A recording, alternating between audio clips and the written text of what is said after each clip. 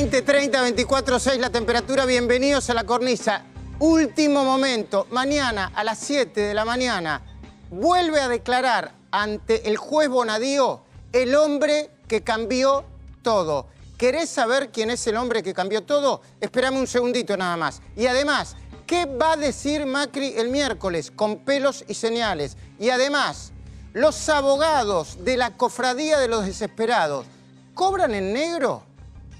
¿Le manejan la plata negra a los acusados de corrupción y lavado de dinero? Y también Laura Alonso, y también Miguel Guñasqui, Luis Gasulla, Claudio Suchovicki. Esperame un segundito. En 5 minutos te cuento quién vuelve mañana a las 7 de la mañana a Comodoro Pi.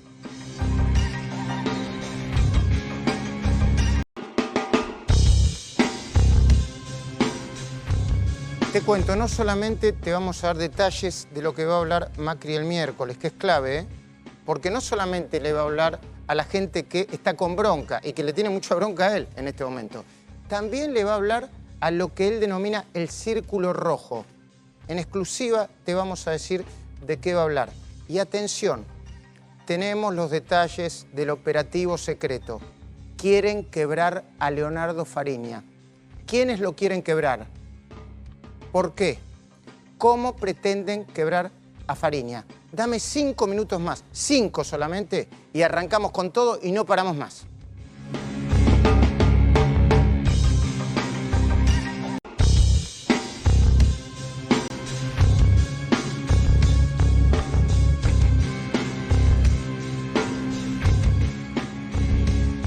...20:46, 24:06 la temperatura, hasta las 10, ahora no paramos. Enseguidita yo te voy a contar con lujo de detalles y con un muy buen condimento político y de contexto lo que va a decir Macri el miércoles. Enseguidita te vamos a contar en exclusiva cómo pretenden quebrar a Leonardo Fariña. Pero antes hay una información de último momento, muy importante. Mañana a las 7 de la mañana en Comodoro Pi vuelve después de mucho tiempo a declarar el chofer de los cuadernos, el hombre que empezó todo, Oscar Centeno. Hugo Machiavelli, buenas noches, dale. Buenas noches, Luis. Se prevé un gran operativo de parte del programa de testigos protegidos e imputados colaboradores para el traslado de Oscar Centeno a los tribunales de Comodoro Pi. ¿Por qué? Porque el juez Bonadío lo citó para que aclare algunos puntos fundamentales en esta etapa de la investigación. Entre otras, lo que tiene que ver con esa quema de los cuadernos, aunque ya es una cuestión más anecdótica, pero el juez quiere ratificar la información investigada hasta acá. Reiteramos, primicia de La Cornisa, mañana Oscar Centeno y un operativo alrededor de su presencia nuevamente en los tribunales de Comodoro Pi. Bueno, y tenemos más cosas para anticiparte, ¿eh? Vamos a empezar por anticiparte lo que va a decir Macri el miércoles.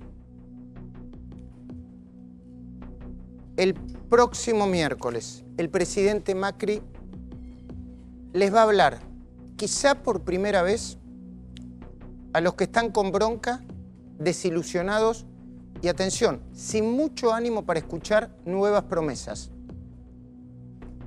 Le va a hablar a los sectores más afectados por el aumento del costo de vida. Va a hablarle, por ejemplo, y esto es un caso real, a un votante de carne y hueso que habita en el conurbano profundo y que la semana pasada empeñó su televisor para garantizar que su familia siguiera comiendo lo mismo que come habitualmente. El presidente se va a dirigir también a quienes ganan entre 30.000 y 80.000 pesos. Ahí hay un importante núcleo de la bronca. Macri les va a decir que se logró un acuerdo para mantener el precio de una cantidad determinada de alimentos de la canasta básica. Nosotros tenemos los detalles. Todavía no definieron si van a ser 60 o 100. Se van a mantener en el mismo precio a lo largo de 6 meses.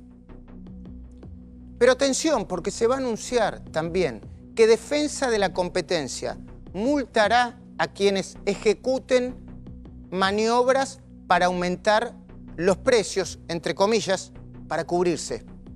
Esto es un dato muy importante. Por primera vez el gobierno hará público que el que se pase de la raya va a ser multado. Los anuncios los va a hacer casi seguro desde la Quinta de Olivos. Será una suerte de cadena nacional, pero sin la obligación de los medios de reproducirla, como en la época de Cristina. ¿Te acordás que cuando había cadena de madrugada, todo el mundo? Ahora no. Les permiten tomar una frecuencia determinada, una señal, y los medios pueden reproducirla. Se descuenta que la mayoría de los medios la hará porque hay mucha expectativa. Macri les va a hablar a todos ellos, pero también a los propios dirigentes de Cambiemos y de la oposición. Les va a decir, y esto es muy importante, que no va a volver a usar ninguna de las herramientas, lo tengo a Suchovicki ahí, después lo vamos a conversar con él, ¿no? Ninguna de las herramientas que, según él, hicieron fracasar a la Argentina en los últimos 80 años. Ni la mentira sistemática, ni la manipulación de la estadística oficial, como lo hizo Guillermo Moreno. Ni el tipo de cambio fijo, cuyo mayor exponente fue la convertibilidad de Domingo Cavallo y que terminó provocando, lo que pasa es que tenemos mala memoria los argentinos, la más grande destrucción de empleo en la historia de la Argentina. Cuando se salió de la convertibilidad, ¡puf!, se destruyó el empleo.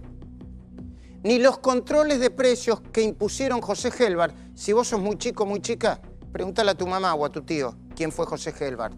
O Ricardo Mazorín, el de los pollos. O Guillermo Moreno, Patota Moreno.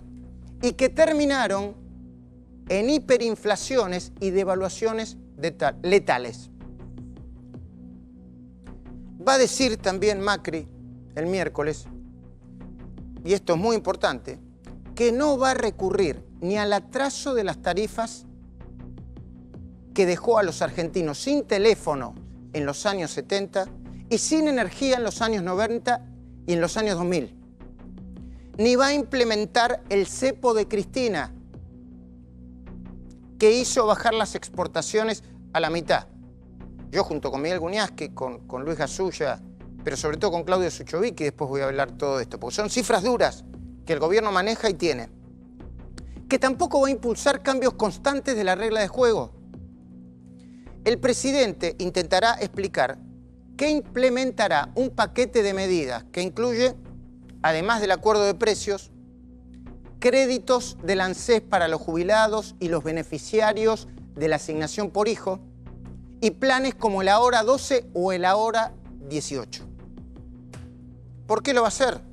No nos engañemos. Obligado por la fuerte caída en las encuestas. Porque terminó aceptando el consejo de Jaime Durán Barba, nosotros te lo adelantamos antes que nadie, enviar una señal a los desencantados para que no crean que Macri es un perverso, un descerebrado o un hombre rico que gobierna para los ricos.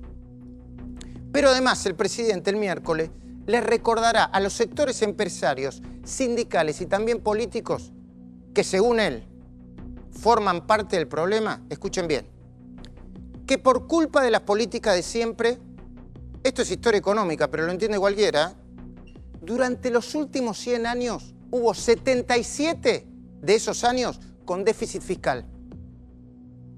Que durante los últimos 80 años la inflación anual promedio superó el 60%, creo que 62 y pico. Y eso sin contar la hiperinflación. Sin meter dentro del promedio la hiperinflación de los años 89-90. Escucha esto, que en los últimos 70 años, 1 de cada 3 años hubo recesión. Que en la Argentina entró en default 8 veces. ¿Vos recordabas esto? 8 veces. Y que el último default fue proporcionalmente el más grande de toda la historia de la humanidad. Majul, de la humanidad. Sí, dicen que fue el más grande de toda la historia de la humanidad, proporcionalmente. Claudio Suchovicki, buenas noches. ¿Son datos locos esto o es así? Es así, no solo fue el más grande de toda la historia en términos nominales, sino la resolución dejó muchísimos afectados, sobre todo locales. Les recuerdo que al fondo le pagamos el 100%, al Club de París le pagamos el 100% y los fondos buitres nos ganaron los juicios. Incluso terminamos de pagar en el 2015 y principio del 2016. Por lo tanto, es algo que tardó más de 15 años en resolverse y se resolvió de una manera muy dura porque perdimos mucha credibilidad, pero no los de afuera con respecto a la Argentina, los argentinos con respecto a la propia Argentina, porque el que no invierte en Argentina muchas veces es el propio argentino.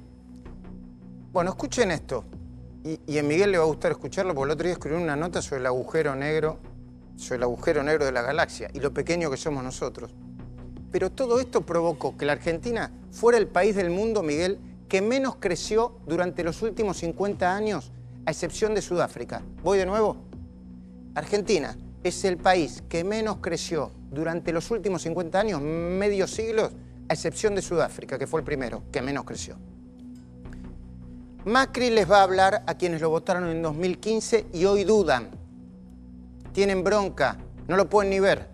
Pero también le va a recordar al que él denomina Círculo Rojo una serie de lo que considera buenas noticias, entre comillas. A saber, que es la primera vez que se entra a una crisis con un conjunto de reglas y se sigue manteniendo a pesar de las presiones.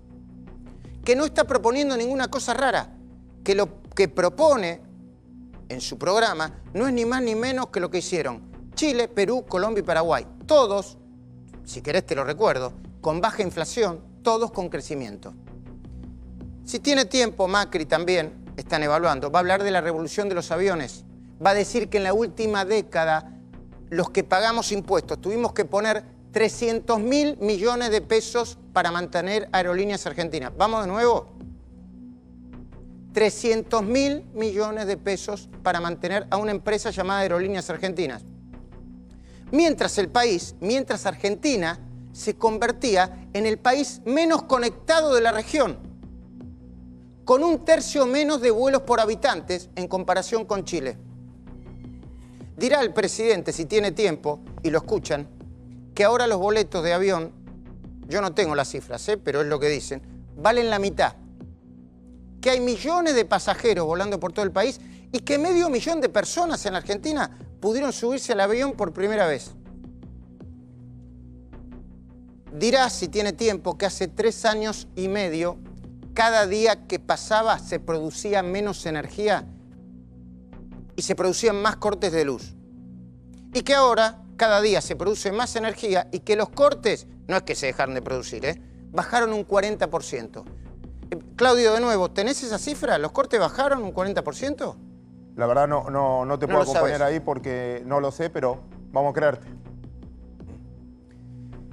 Macri destacará que desde que asumió se terminaron más de 50.000 obras públicas a un costo promedio, escucha esto, un 40% más bajo que el gobierno anterior, a pesar de la inflación. En dólares, 40% más bajo. Hablará de cómo se retomó la lucha contra el narcotráfico, enviando a prisión a 60.000 personas acusadas por ese delito. Y no se va a perder, entiendo yo, la oportunidad de recordar que gracias a los planes Aprender implementados en 2016, los alumnos de las 300 escuelas que fueron evaluados con la ayuda de 350.000 docentes, porque hay que hablar también de los docentes que hacen su laburo bien, No todos los docentes son Baradel. Esas escuelas aprobaron y mejoraron su calidad de lengua. Dirá también que antes los planes sociales eran sinónimo de extorsión política y que ahora hay 180.000 beneficiarios de esos planes que terminaron el secundario gracias a las nuevas condiciones requeridas. Todo esto intentará decir Macri si le da el tiempo. La pregunta del millón, que es lo que vamos a discutir acá, es si todavía lo quieren escuchar, si está a tiempo, si todavía a Macri lo quieren escuchar. Mientras tanto, Cristina y su grupo de tareas continúa con el tsunami de operaciones sucias. La última y más rutilante es el fortísimo intento de quebrar al arrepentido Leonardo Fariña. Quieren quebrar a Leonardo Fariña. Ya te vamos a dar todos los detalles. El objetivo tiene un triple propósito. Ahí está Gasulla, que nos va a ayudar a contarlo. 1. Atacar la figura, la institución del arrepentido como solución a las causas de la corrupción. 2. Contaminar y embarrar todos los juicios contra Cristina. Y 3. transformar por la vía del descrédito a los denunciantes. Ya están imaginando una asociación ilícita, ya se los dije, ¿no? En la que están desde Trump, creo que lo metieron a Trump también, ¿no? Hasta Piñón Fijo. A todos los denunciantes, por esa vía, por la vía del descrédito, quieren transformar a Cristina en una santa. Una santa a la que persiguen solo porque se dedicó a hacer el bien a favor de los humildes y desamparados. Ahora mismo, ya antes de ir a la mesa, vamos con el intento de quebrar a Cristina. Un momentito, ¿llegó Laura Alonso? Ah, no la vi. Laura, buenas noches. Buenas noches. Me gritaron Laura Alonso, llegó Laura Alonso, entonces no. Buenas noches, gracias por venir, ¿eh? Gracias por invitarme. Bueno. Hugo Machiavelli, vamos con el intento de quebrar a Fariña con información, como dicen nuestra corporación periodística, chequeada y recontrachequeada. Dale, Hugo. Luis, mirá lo que pasa acá en esto que se puede denominar la operación contra Fariña. Vamos a ver algunos detalles de esta información que es importante para entender qué es lo que ocurre detrás del intento de afectar la figura del imputado colaborador, del arrepentido. Quien quiere ensuciar a Fariña, no damos su nombre por obvias razones, podría ser denunciada o denunciado por violación del secreto profesional. Se trata nada menos que de un letrado, de un abogado que podría denunciar a Fariña. Esperame un segundito, un Sí. segundito. ¿Por qué la pueden denunciar por violación del secreto profesional? Podés anotar, Luis, ahora así te explico. Sí. Porque habría mentido respecto a su cliente. Primero, habría revelado información sobre su cliente. Les explico rápidamente. Los abogados, por más que dejen de ser abogados, no pueden revelar información sobre sus clientes. La habría revelado. Y el doble presunto delito es que habría mentido sobre lo que reveló. Adelante, Hugo. Totalmente, eso está sancionado en el Código de Ética del propio Colegio de Abogados. El otro dato que allí se mencionaría y que está circulando por redes sociales es el encuentro entre Fariña y Garabano, que fue registrado oficialmente. Es decir, el Ministerio de Justicia, que está a cargo del programa de testigos protegidos, registró el encuentro con Fariña, que pidió varias cosas, entre ellas tener más libertad de acción. Claro, es que está cuidado por un grupo llamado Los Lobos, que no lo deja ni a sol ni a sombra, y Fariña quería tener más libertad de acción, por eso pidió hablar con el ministro. Perdón, Hugo, te voy a dar más datos. Dale. En esa reunión, para mí, está grabada esa reunión, ¿eh? Yo no vi el video, pero está, ¿vos está grabada? Está grabada. ¿Sí? Está grabada. Bueno, es una reunión Absolutamente grabada. A mí me parece difícil que cualquier ministro de cualquier gobierno se va a reunir con un imputado colaborador que ya era arrepentido. No, grabó la reunión, fue con su abogada, él en su momento, estaba la gente del programa de Testigos Protegidos. Y parece que Fariña le pedía en ese momento que le den un registro para manejar el auto y un poquito más de libertad para moverse, ¿no? Exactamente. Bueno, adelante. por Varios favor. requisitos que tuvo Fariña. Otro dato, además del encuentro entre Garabano y este imputado colaborador clave en la causa no solo de la ruta del dinero K, sino de los cuadernos. Vamos a ver a continuación el otro elemento fundamental. Los mails. Ahí aparece también sospechado los mails que recibe Fariña con información de lo que tiene que declarar en las causas. Claro, por supuesto. ¿Sabés quién se cree que podría haber enviado estos mails? El propio abogado que en ese momento lo defendía, Franco Bindi, y se pedirán pericias para comprobarlo, porque circuló información de que los mails que recibía Fariña eran del Ministerio de Justicia.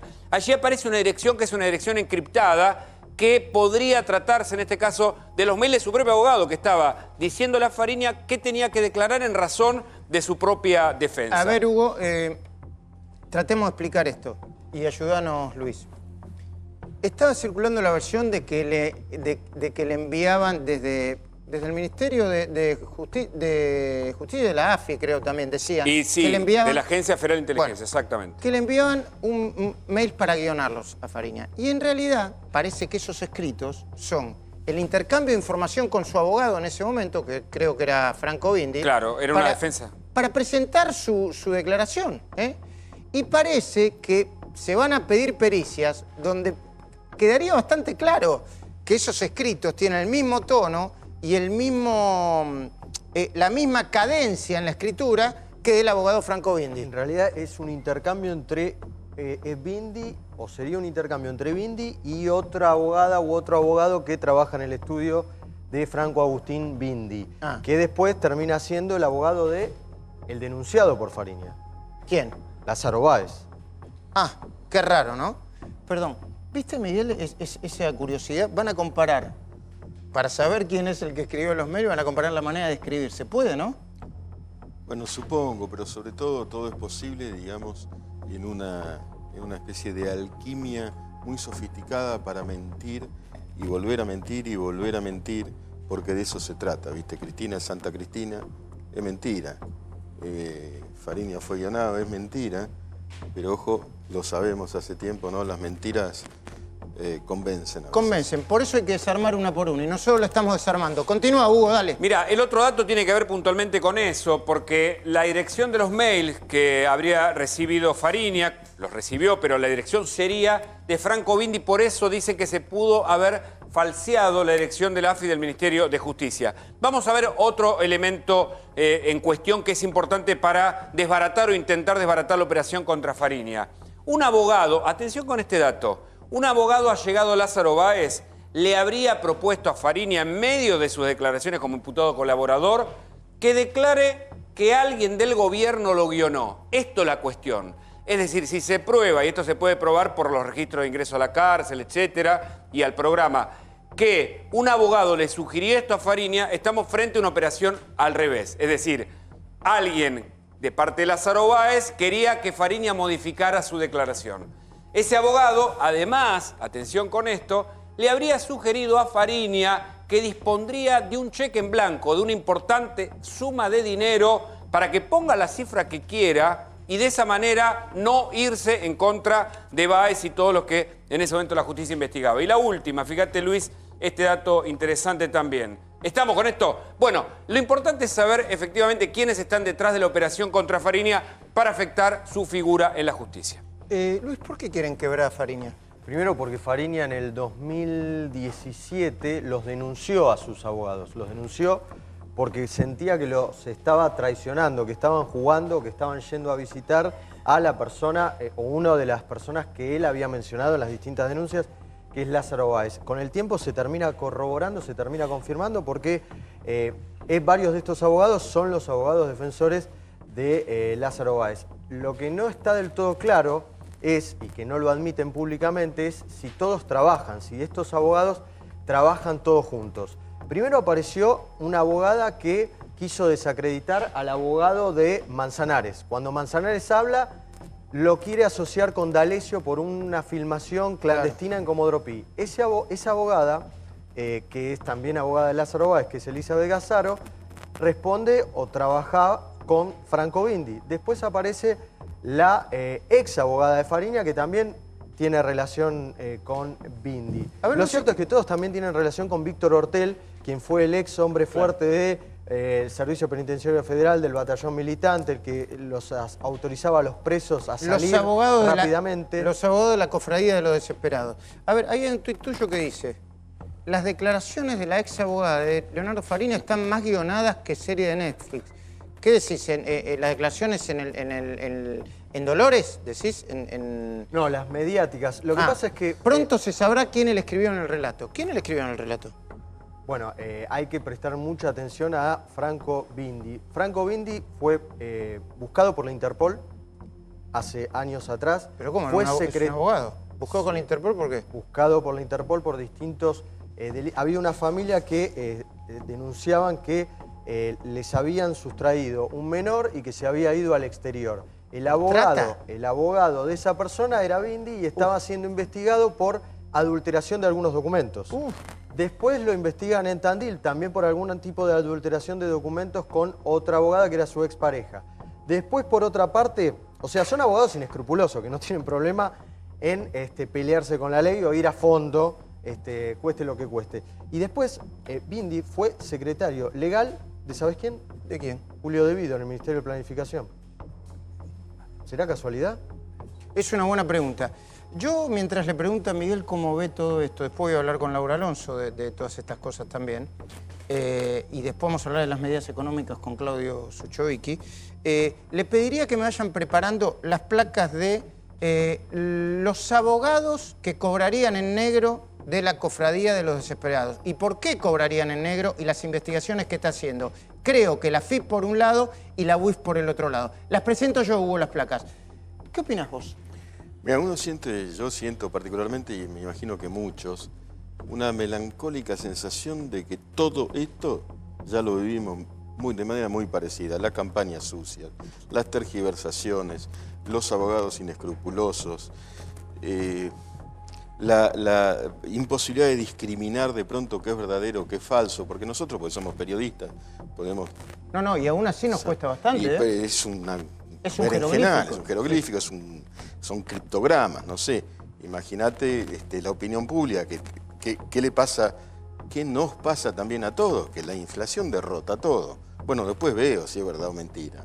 Pero voy al supermercado, cualquiera de nosotros, y estoy derrotado otra vez. La Argentina, el país acostumbrado a perder siempre.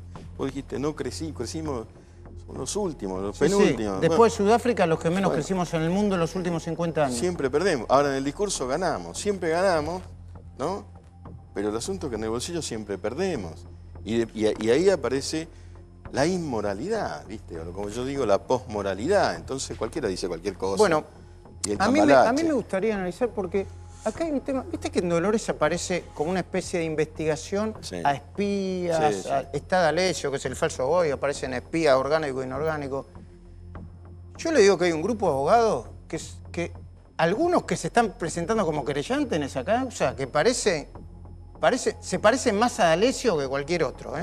Tenemos alguna de las informaciones de algo que ya también venía hablando Luis Gasulla sobre el tema de los abogados, la cofradía de los abogados de la corrupción K, de los desesperados. Bueno, mirá, la UIF y la FIP investigan a los letrados que defienden a clientes procesados por lavado de dinero y corrupción. ¿Vos sabías de eso? Hace un tiempo yo hablé con 3 fuentes. No voy a darte el nombre de los empresarios en cuestión. Pero una de esas fuentes me contó cómo fue el encuentro con uno de los abogados de la valija con la plata, $2 millones en aquel momento, que les dio. Obviamente no estaba bancarizada, no estaba de ninguna manera en blanco, y que le dio un abogado muy importante. Porque, ¿ustedes recuerdan la serie Breaking Bad? Sí. Bueno, los narcotraficantes tenían un abogado a prueba de todos, que es Saul Goodman. Mejor llamen a Goodman, a Saul Goodman. Llamen a Call Me Saul, sí. Estos abogados tienen esas funciones. ¿Cuáles son las funciones? Fue tan importante el abogado que después hicieron una serie, una secuela con la serie. ¿Cuáles son las funciones? Primero, contener a los familiares, que no se quiebre nadie. Segundo, que los que están afuera, los que quedaron afuera, puedan tener dinero para sobrevivir, porque tienen todo embargado. ¿Cómo me explicás que haya una estructura, Luis, de miles y miles de millones de pesos con personas que están detenidas y embargadas? Bueno, y que los abogados ganen fortuna. Bueno, sigamos el razonamiento. Miren, yo es una pregunta que me hago, ¿Quiénes pagan las defensas, por ejemplo, de Cristina Fernández y Lázaro Báez? Ellos dos. Si ellos dos tienen la mayoría de sus bienes y sus cuentas embargadas, porque ellos no pueden hacerlo. Las tienen. Perdón, Laura Alonso, buenas noches. Tienen inhibidas las cuentas, ¿no? Sí, totalmente embargados. O sea, no pueden movilizar ningún bien, ni ellos ni sus hijos. Recordemos que los hijos también están procesados con ellos y los hijos de Lázaro Báez en el juicio por la ruta del dinero. Ahora, Laura, perdón por la pregunta. ¿Trabajan gratis los abogados? No trabajan gratis y creo que ahí está muy bien que se los investigue y probablemente encontremos que o se les paga en efectivo o que se están desviando algunos dineros mal controlados, me parece, por parte de alguna intervención que pueda haber en alguna de esas empresas. Claro, perdón, Laura, porque son causas vinculadas con el lavado de dinero y la corrupción. Absolutamente, es toda plata de la corrupción, toda la plata de Lázaro Báez y todo el dinero de la expresidenta y sus hijos son producto de lo que robaron en el gobierno. Y te puedo preguntar sinceramente, ¿vos crees que Lázaro y otros tienen plata, a pesar de estar embargados, tienen plata, iba a decir, no sé, canuto grande, ¿no? Perdón, Sí. canuto se le dice. Entendí. Se entiende, ¿no? Dinero guardado en algún lado, por supuesto que tienen, en la Argentina y en el exterior, todavía no encontrado o no rastreado, por supuesto. Nos ha costado encontrar, pero aparecieron las propiedades de Muñoz, como estas personas no van a tener a su abogado y a su contador. Recordemos que hay 2 que ya están presos, que les han garantizado, y a otros que están cobrando, que les han garantizado guardar algo de dinero para justamente enfrentar los juicios que ellos sabían que iban a enfrentar. Claro, nosotros nos dimos cuenta tarde en todo caso, nosotros que estamos en el medio de tantos expedientes. Pero tirame la otra placa, porque Lázaro Báez, hay una versión que dice que Lázaro Báez... No, la anterior, por favor, la de Lázaro Báez, que no la pudimos mostrar, chicos, todavía. Bueno, la decimos, no hay problema. Lázaro Báez habría gastado 13 millones de dólares ya desde que está en la cárcel. ¿Saben lo que son 13 millones de dólares? Bueno, son varias fortunas, son varios salarios promedios, ni siquiera hablemos de salarios mínimos. 13, ¿es así? Hay un empresario que gastó más dinero, que es Cristóbal López. Cristóbal López también tiene unas defensas costosísimas, pero sobre todo yo creo que Lázaro Báez viene siendo engañado por sus abogados, porque es una constante que pasan los abogados, cambian los abogados, y la estrategia de los abogados, sobre todo a un Báez que en el fondo todavía está enemistado con Cristina Kirchner, porque Cristina cree que Báez le mexicaneó más de 50 millones de euros, la estrategia de los abogados es que sigan presos. Siguen cobrando los abogados. Claro, y siguen en silencio. Ese es el gran negocio. Han pasado varias firmas importantes de abogados defendiendo a Báez y la situación de Báez no ha cambiado. Bueno, miren, los abogados de la cofradía de los desesperados de la corrupción K tienen varios grupos. Lázaro creo que tiene varios grupos. Los que ponen la cara, los que operan en las sombras y los que se vinculan con grupos de inteligencia no orgánicos. ¿Me explicás eso? Bueno, cuando se habla de D'Alessio, y recordamos que el antes mencionado abogado Bindi, un dato importante, tal vez tiene relación, fue uno de los primeros abogados de Pedro Echévez, el supuesto empresario extorsionado por D'Alessio. Raro, ¿no? Es como un grupo de personas, de 10, 15 personas, que básicamente se conocen todos. ¿Por qué se conocen todos? Porque vienen del riñón de un sector del kirchnerismo importante que tiene que ver fundamentalmente con el Ministerio de Planificación, con Julio De Vido, con los negocios en Enarsa, y que evidentemente D'Alessio, con el cambio de gobierno, se quiere acomodar con el gobierno, empieza a filtrar información y se convierte en una especie de cuentapropista de la información y de la extorsión, ¿no? Bueno, vos esta la leo rápidamente. Una de esas abogadas la podrían quitar la matrícula por violar el secreto profesional, ya lo dijimos, además de violar el secreto habría mentido. Pero la última, poneme la última información. Carlos Beraldi defiende al mismo tiempo a Cristina y a Cristóbal, ¿no? Exactamente. Bueno, ¿quién le paga? A ver, ¿Cristóbal le pagará a Beraldi por los 2 trabajos? ¿Tendrá una estrategia conjunta? ¿Cómo es esto? La estrategia, ahí hay una diferencia con Báez. La estrategia de López está atada a la de Cristina. Están muy, muy atados.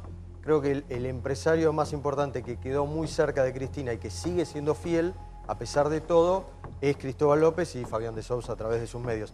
Ahora están todos más unidos porque tienen la convicción que Cristina vuelve y que se termina el gobierno de Macri y que van a ser unidos y liberados.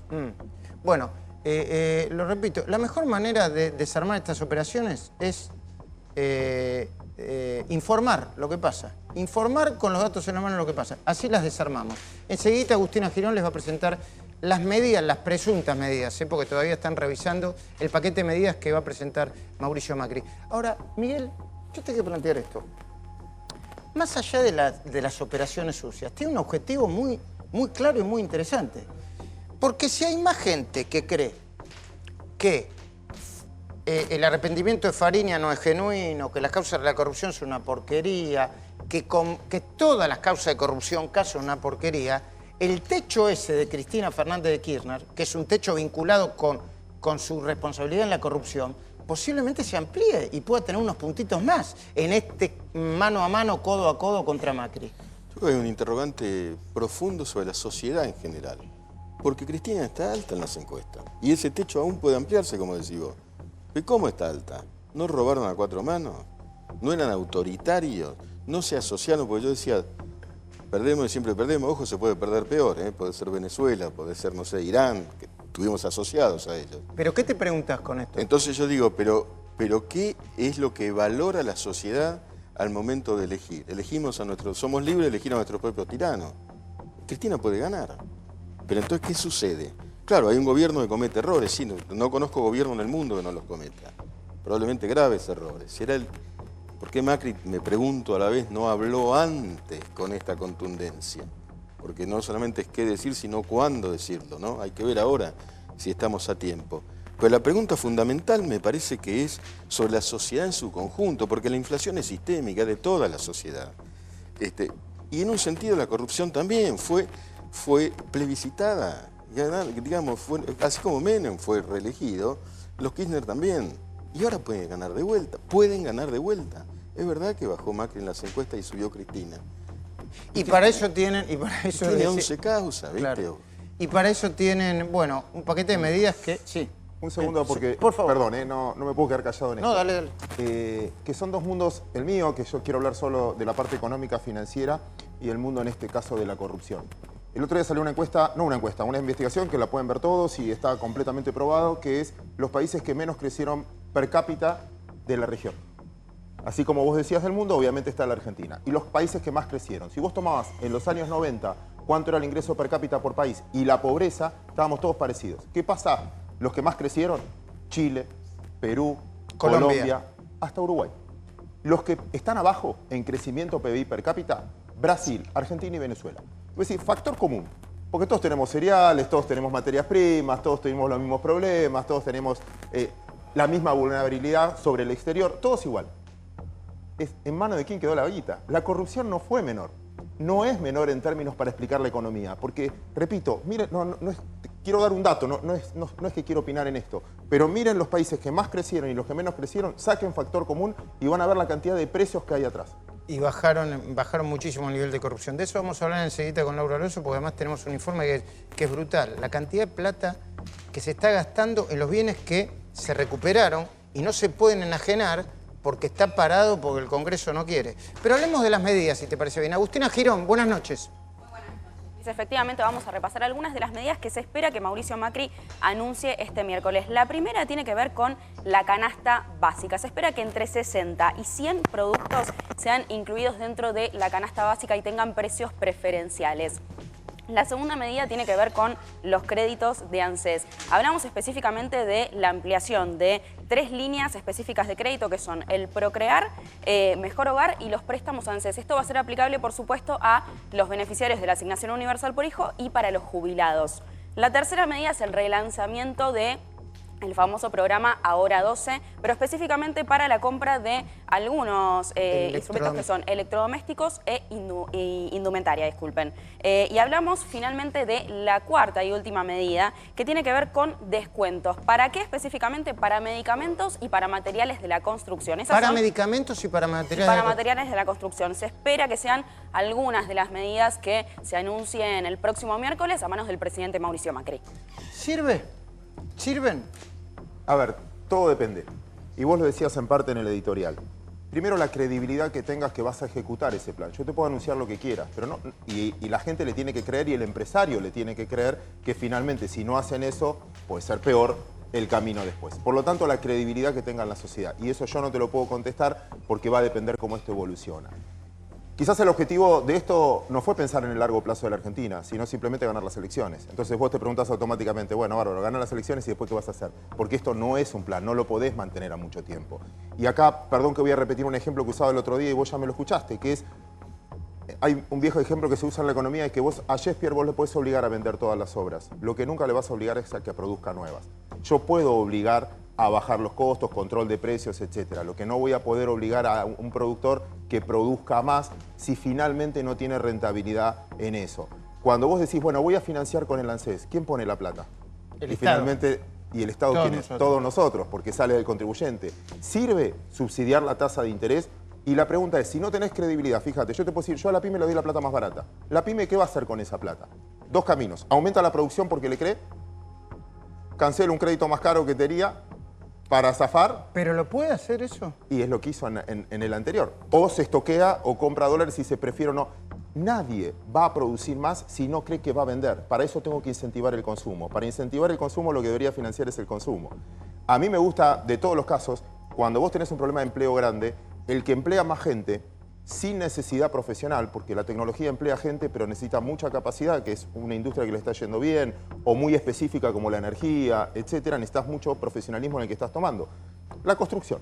La construcción te puede tomar gente que te moviliza el consumo rápido y creo que en vez de financiar a un tipo que compra la propiedad, al que construye, al que hace nueva, para que tome obreros y para que eso dinamice.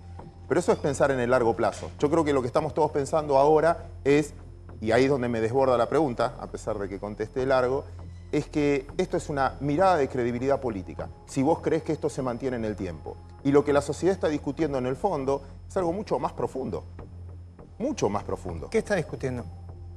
Libertad de acción de cara al futuro. Vos agarrás lo que te proponen cada uno. Y vos decís, bueno, errores, lo que fuera. Del otro, ¿qué es? ¿Más control o menos control? Miro los antecedentes.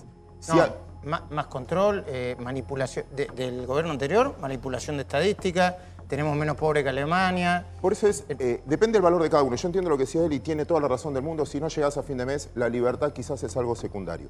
Pero también hay mucha bronca, ¿eh? Y justificada. Hay bronca porque se están metiendo con la comida. Con la comida, con llenar la heladera. Te voy a dar un ejemplo de comida que una vez escuché y que me pareció bárbaro y creo que está justificada esa bronca. Vos cuando haces un omelette de huevo y jamón, ese es el ejemplo, a un animal le estás garantizando laburo por mucho tiempo, que es la gallina que pone el huevo. Pero el que aporta el jamón está poniendo todo el compromiso y pierde la vida. Entonces yo entiendo que los que ganan entre 30 y 80 lucas son los que pusieron el jamón en los últimos tiempos, porque me subieron los costos terriblemente, porque me fui quedando sin laburo, porque vendo menos, y si yo consumo menos, el comerciante vende menos, y creo que está esa bronca justificada. Pero el tema es cómo salimos de esto. Porque yo tengo que pensar para adelante, yo tengo que mirar a mis hijos. ¿Cómo salimos de esto? ¿Cómo pensamos de acá a 10 o 20 años? ¿Es coartando más libertades? Yo creo que no. Que cada vez que coartaste libertades fue peor. Cuando pusiste un precio máximo a la leche, te quedaste... Cuando pusiste un precio al dólar, te quedaste sin dólares. ¿Para qué me decías vos de la leche, Luis? Te decía que yo no sé si es casualidad o no, pero hoy fui a un supermercado a hacer como todas las semanas la compra semanal y lo que no estaba la semana pasada, que es el sachet de leche, lo encontré. Estaba que explotaban los sachets de leche, que salen 40 pesos, la marca líder, y las otras semanas me veía obligado a comprar la leche en cartón que sale 60 pesos. Por eso te digo, las libertades son esenciales para que alguien invierta a largo plazo. Nadie te va a invertir si no es dueño de lo que tiene. Y creo que a los países que les fue bien en los últimos tiempos son los que reconocen esas libertades.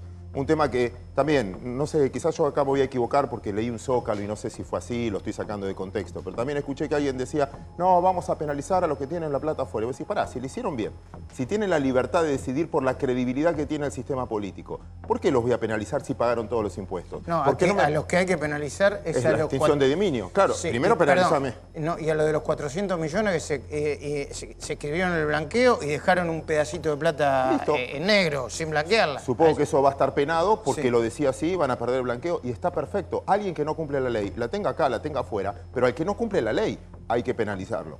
Yo digo, primero firmame la extinción de dominio, en todo caso si me querés gobernar con el ejemplo. Y eso aprobado por el resto. Pero existo, en una sociedad que no tiene libertades, es muy difícil que el privado se desarrolle. Y sin privados es difícil. ¿Por qué no se aprueba? Ahora voy a ir al mano a mano, Laura. ¿Por qué no se aprueba la extinción de dominio?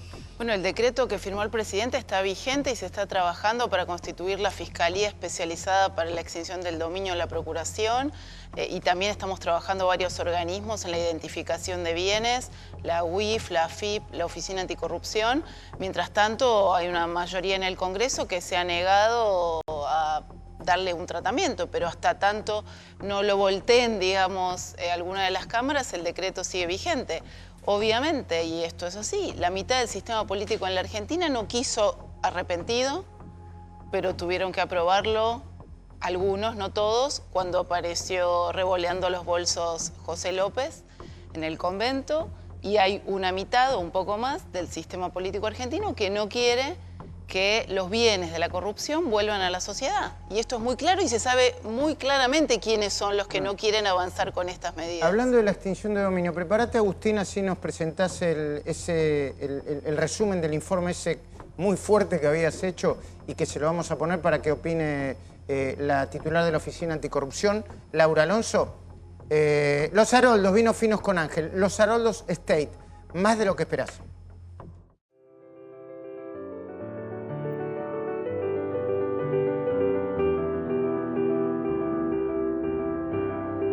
Los Haroldos Estate, mucho más de lo que esperás. Los Haroldos, vinos con Ángel. Bueno, Agustina, vamos despacito, primero con la información, hasta que presentemos el informe disparador para hablar con Laura Alonso. Exacto, vamos a hablar de algo que tiene que ver con los números. Al Estado mantener estos bienes de la corrupción le cuesta entre 2.000 y 4.000 millones de dólares. El número realmente es tremendo. Y acá tenemos, ¿no?, en la placa cuáles son específicamente estos bienes que el Estado tiene que mantener. Según los números oficiales son 5 aeronaves, 3 buques y 1.705 automotores. Todos estos bienes están distribuidos en todo el país en distintos galpones. ¿Y por qué le sale tanta plata al Estado? Porque no es solamente tenerlos guardados, implica que hay que gastar en seguridad, en alquilar esos galpones y personal que además está cuidando esos bienes y que podría estar en la calle haciendo otras cosas. Miremos esto, es impresionante, pero tiene que ver también con la inflación, con las medidas económicas, con la corrupción.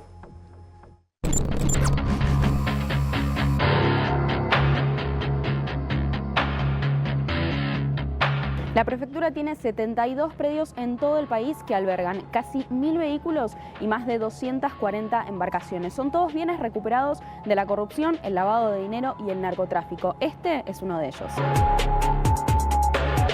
Esta Ferrari, que fue de la causa de Juan Pablo Medina, del secretario general de la UOCRA La Plata, es una Ferrari F458. Y bueno, como pueden ver, de muy alta gama, ¿no? Los predios que posee la prefectura para albergar los bienes de la corrupción ya no dan abasto. Por eso, la fuerza tuvo que alquilar 2 galpones más que le generan un gasto mensual de 650.000 pesos. En este predio en particular hay actualmente 11 autos de alta gama valuados en 24.212.500 pesos, que insumen un costo de 77.228 pesos en seguros básicos. La cobertura mínima para que estén bajo techo. En definitiva, el Estado destina más de 400.000 pesos por mes solo en este galpón, uno de los 72 que posee prefectura en todo el país. ¿Cuál sería la respuesta para que el Estado no pierda toda esta suma de dinero en mantener estos bienes? Bueno, para mí la respuesta es la acción civil de extinción de dominios, que es el DNU que firmó el presidente Macri en enero, donde lo que se establece es la subasta inmediata de los bienes.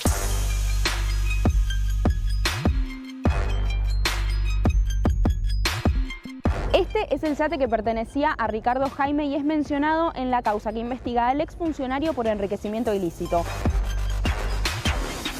Claramente se trata de un yate de lujo que no está pensado para fines educativos. Sin embargo, mantener un barco como este estacionado implicaría que se deteriore muchísimo. Por eso la prefectura decidió utilizarlo en su escuela para evitar un costo mayor si hubiese que repararlo. El famoso yate de Jaime está valuado en $1 millón. Para mantenerlo operativo y en buen estado es necesario que esté en funcionamiento. Sin embargo, la prefectura es muy cuidadosa en su uso. Un viaje de 6 horas a bordo de este barco implica un gasto de 45.000 pesos solamente en combustible.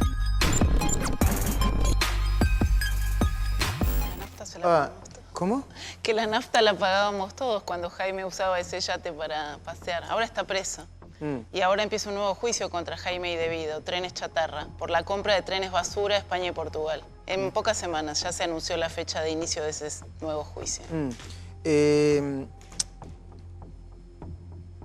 Pero la plata de la corrupción, yo digo, hay jueces que le quieren devolver a los que están investigados con procesamientos firmes en la etapa de instrucción los bienes. Hay jueces que le quieren devolver a Cristina, le quieren devolver los sauces.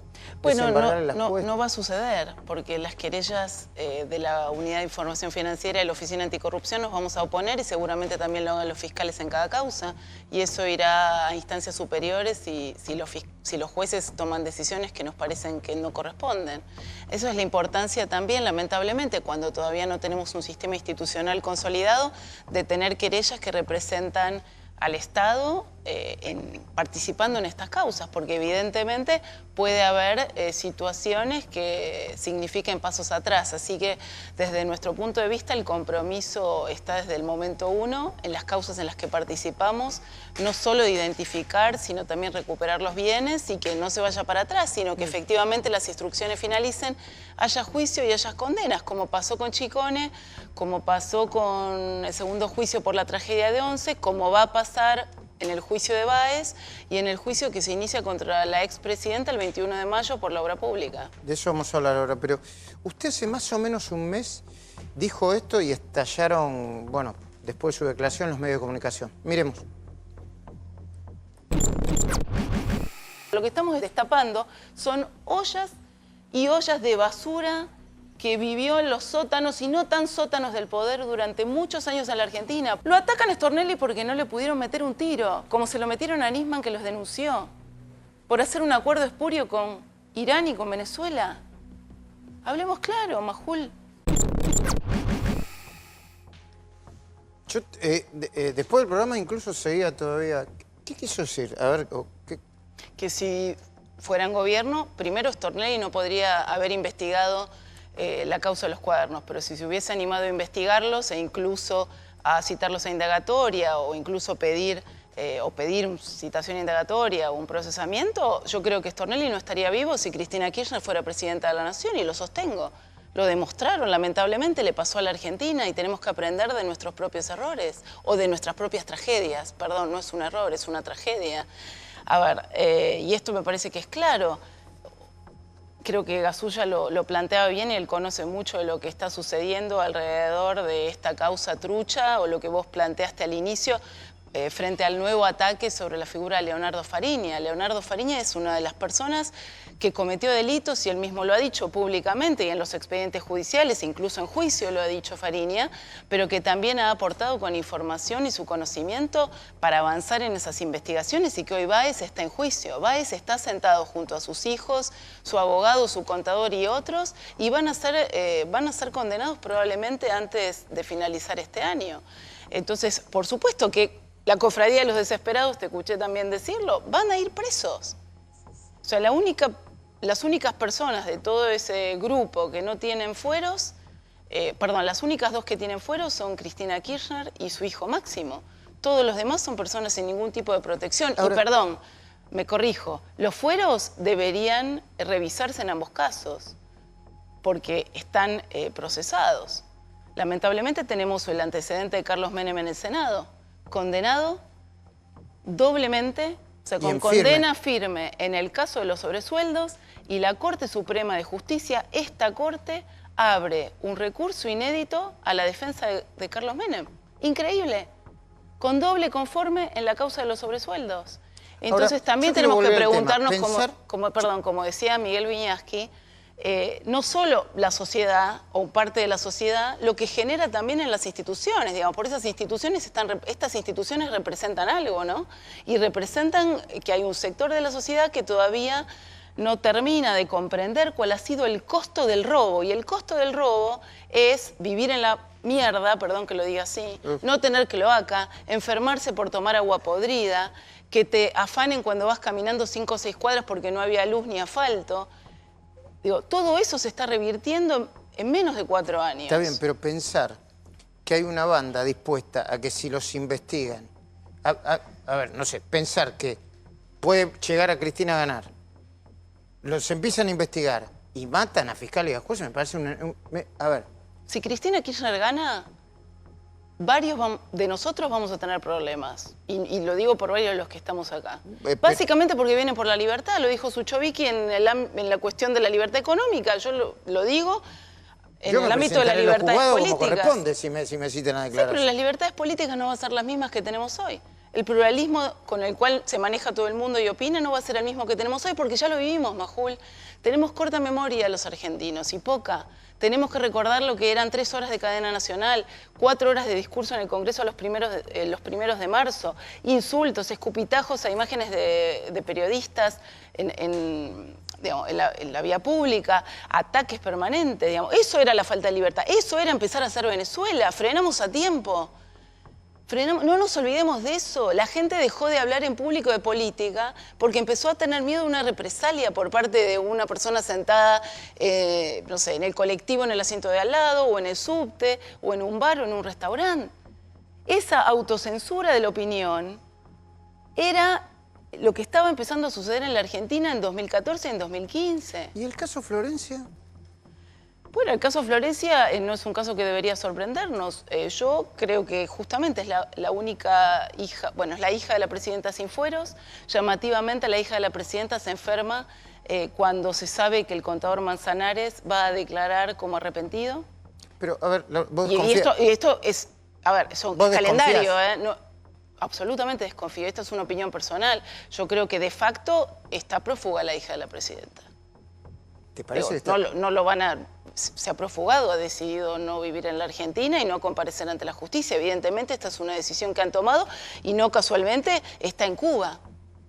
No creo que los mejores tratamientos médicos para tratar ninguna falencia estén en Cuba, más allá de lo que sostenga alguna parte de la mitología política de la izquierda latinoamericana. Pero a ver, Laura, ¿puede ser extremo la paranoia de su madre en el sentido que teme que la metan presa? No le consta a nadie, porque nosotros participamos en esas causas y sí debemos decir que la hija ha cometido delitos menores, no como su madre, no como su hermano. ¿Qué delitos?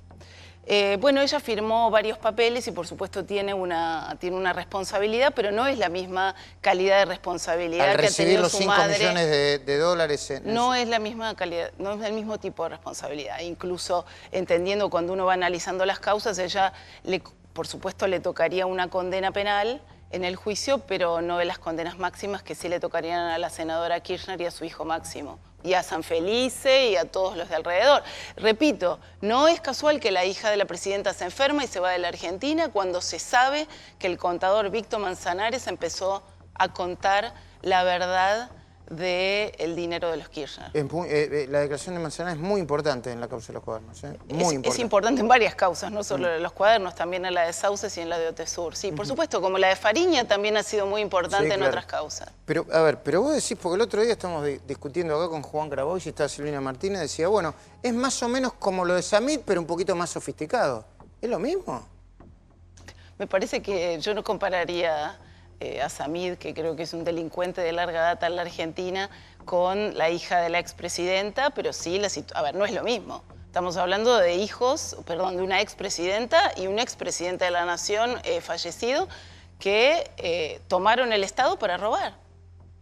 O sea, instauraron una cleptocracia en la Argentina, un sistema de gobierno de ladrones. O sea, personas que se sintieron habilitadas porque controlaron todas las instituciones que tenían que controlar, desde la FIP hasta el Banco Central, pasando por la Unidad de Información Financiera y otras, incluso la justicia, la controlaron para robar y garantizarse impunidad. Hay dos cosas que dijiste. Una, que la causa de los cuadernos es involteable.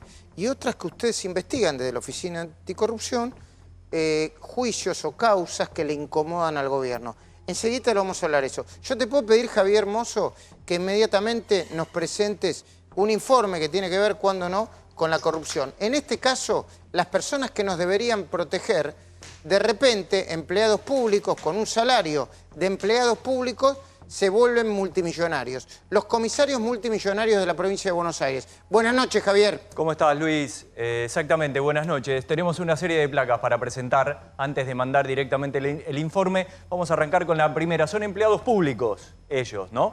Y juraron poner su vida al servicio de la comunidad, pero los números absolutamente no les cierran. La segunda placa que vamos a mostrar dice lo siguiente: desde la asunción de la gobernadora María Eugenia Vidal, los comisarios generales, hasta los oficiales inspectores de la policía bonaerense, deben presentar obligatoriamente la declaración jurada de bienes personales a Asuntos Internos, obviamente, que es el organismo que controla a los 100.000 efectivos en la provincia de Buenos Aires. Vamos con la tercera placa, que dice que desde diciembre de 2015... exactamente hasta el 31 de marzo de este año, se presentaron 195 denuncias ante la justicia provincial por enriquecimiento ilícito. La cuarta placa es entre los casos más importantes y ahí empezamos a enumerar. El comisario inspector Héctor Luciano Paz trabaja hace 33 años en la policía bonaerense, denunciado por enriquecimiento ilícito en la UFI 5 de Matanza a cargo del fiscal Juan Marcelo Diomedes. La placa que viene, vamos a presentar al subcomisario Diego Martín Acevedo. Para asuntos internos, Acevedo sería el propietario de todos los bienes, incluso de los declarados por su pareja. También es investigado por narcotráfico en el Juzgado Federal de Morón. La causa es la número 119.854/18 del año pasado. Y la última placa, antes de ir directamente con el informe, este es el comisario Edgardo Mauricio Zula. Gana 40.000 pesos mensuales como jefe de una de las tantas patrullas rural en la provincia de Buenos Aires y fue denunciado en diciembre de 2015. Ni bien había cambiado la gestión en la provincia por enriquecimiento ilícito y abigeato en la UFI 1 de Zárate Campana. Vamos al informe. ¿Sí? Vamos a ver los comisarios millonarios de la bonaerense.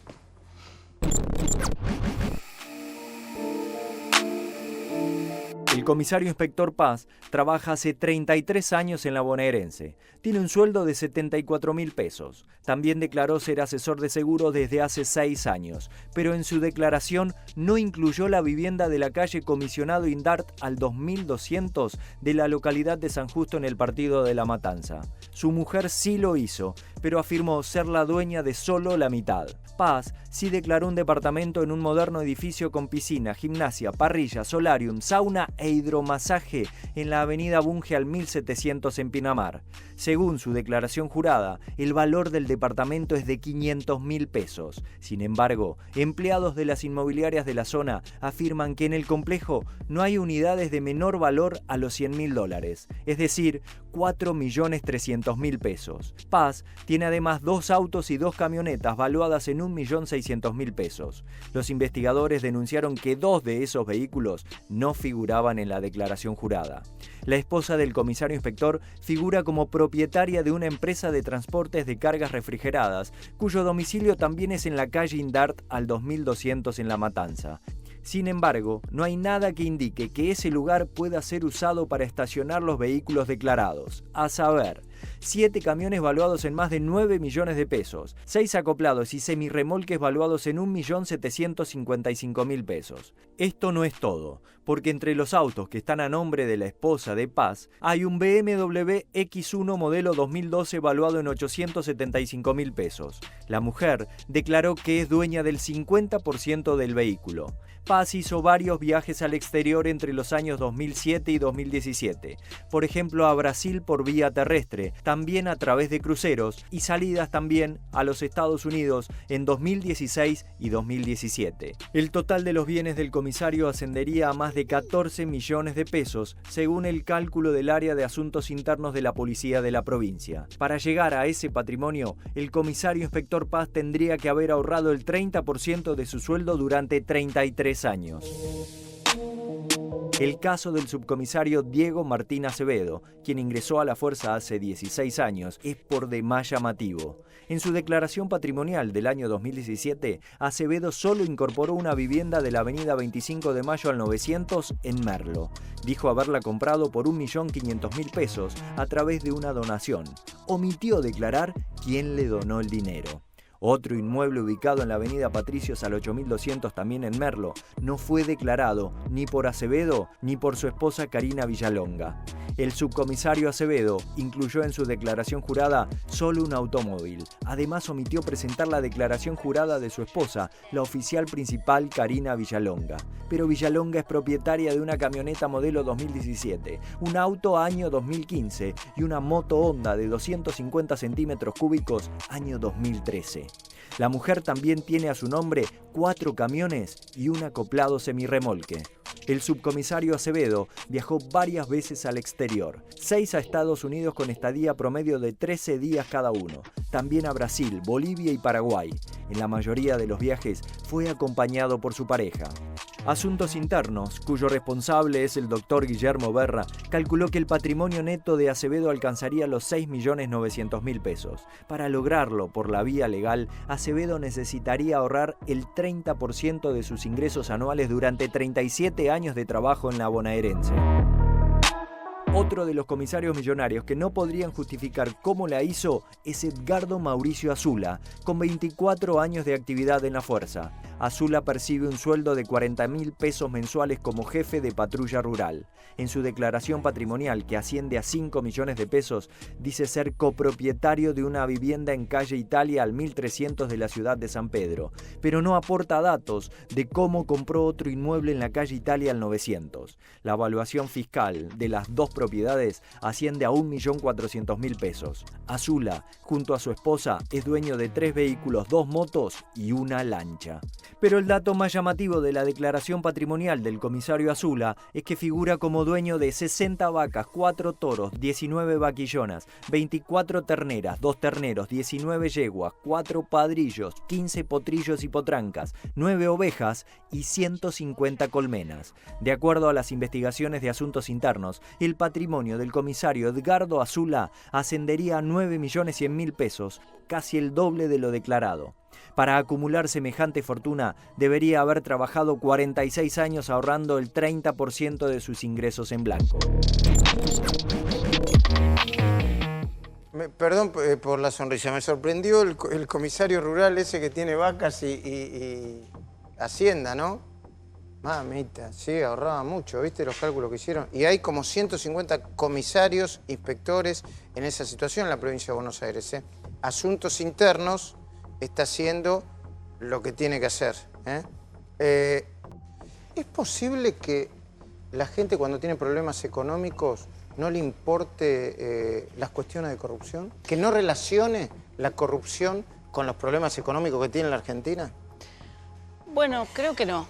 Creo que cada vez se empieza a relacionar más. Esto no quiere decir que haya, digamos, a ver, no estoy haciendo ningún análisis ni futurismo, ni pronósticos, ni nada, pero aumenta la conciencia del costo de la corrupción, sobre todo cuando vos vivís en un barrio pobre o en un barrio que no estuvo bien atendido y de golpe llega la cloaca, llega el cemento, llega la luminaria, llega el metrobús, entonces te das cuenta que había un montón de plata antes que no sabés a dónde iba y vos vivías en el barro, vivías en la mugre, vivías con el agua podrida y ahora estás viviendo en una mejor condición en tu entorno. Lo que antes era una villa ahora es un barrio y esto es lo que está pasando en la provincia de Buenos Aires. En la ciudad de Buenos Aires la obra en la Villa de Retiro es verdaderamente importante. Ya había pasado en otros barrios en la ciudad de Buenos Aires.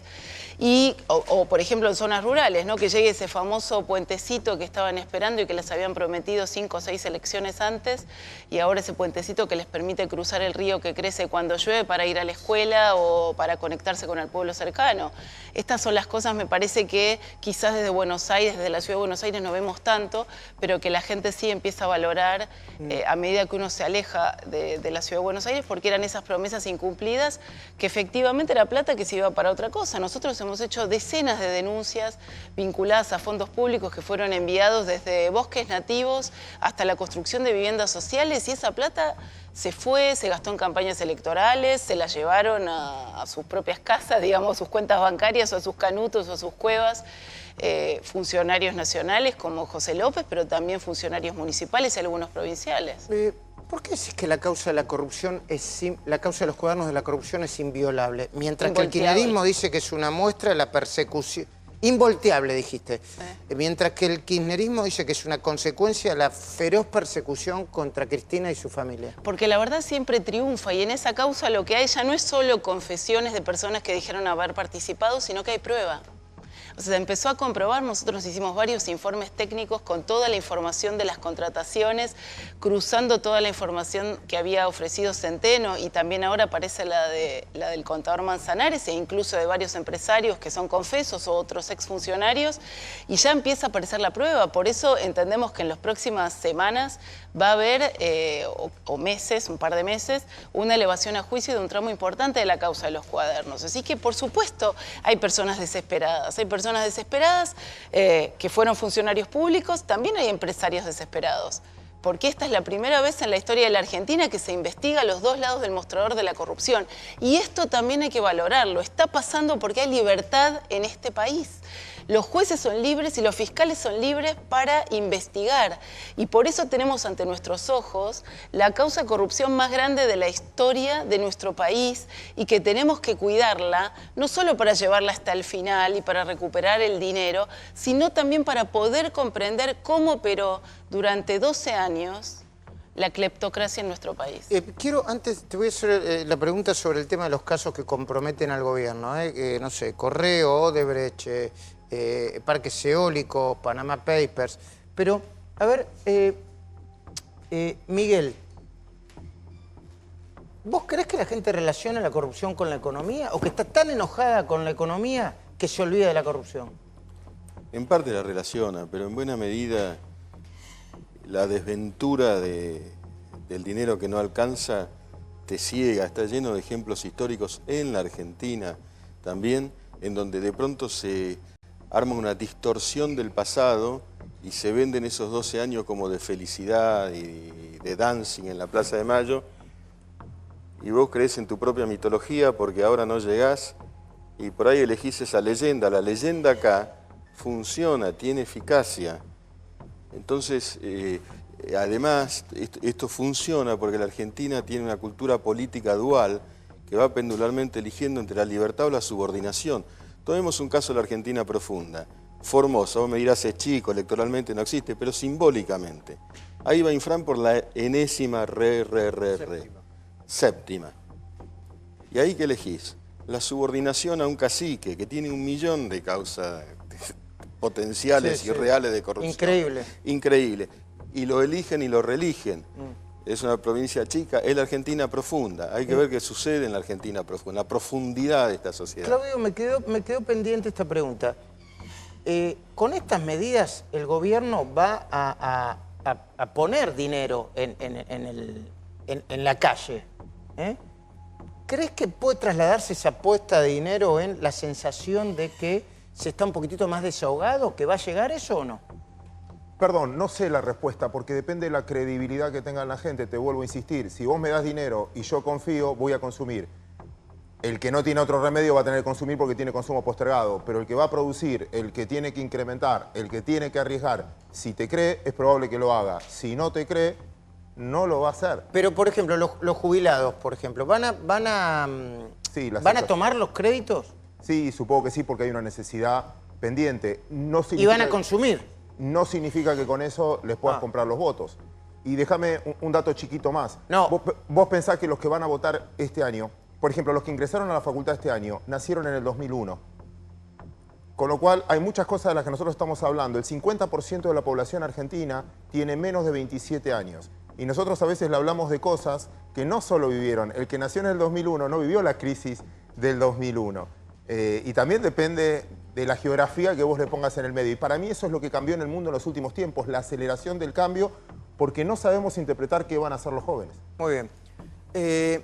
Las causas de corrupción que comprometen al gobierno.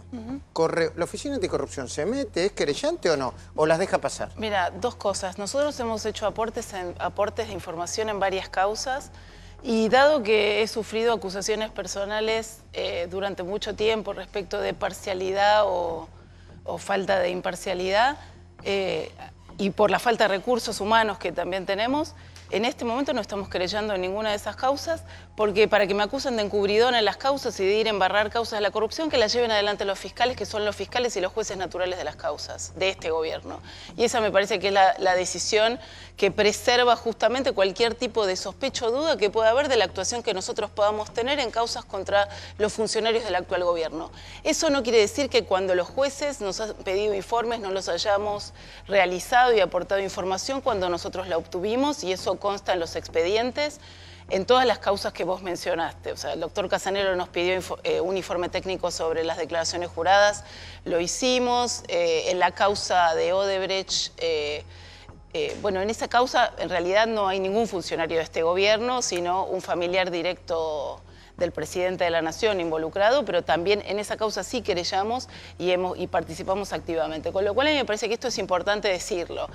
Justamente porque creo y creemos que los fiscales y los jueces pueden llevar adelante estas causas, es que estamos separándonos estratégicamente para que justamente nadie diga se metió en la oficina anticorrupción de Laura Alonso para embarrar las investigaciones contra Macri. La verdad, ninguno de nosotros quiere que pase eso y que los jueces y los fiscales, repito, tienen total libertad y autonomía para investigar. Muchísimas gracias por haber venido. Gracias por invitarme. Luis Gasulla, Miguel Guñaski, Claudio Suchovicki, gracias por haber compartido con nosotros este programa en La Cornisa. Nos reencontramos el domingo que viene, 20:30, en vivo. Quédense viendo y escuchando a Luis Novarecio ahora. Chao.